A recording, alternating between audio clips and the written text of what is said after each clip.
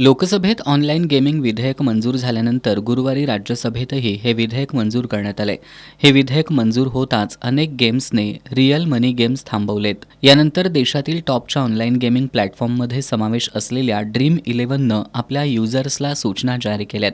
यात त्यांनी cash game आणि कॉन्टेस्ट या ड्रीम11मधून बंद करण्यात आल्याचं सांगितलंय.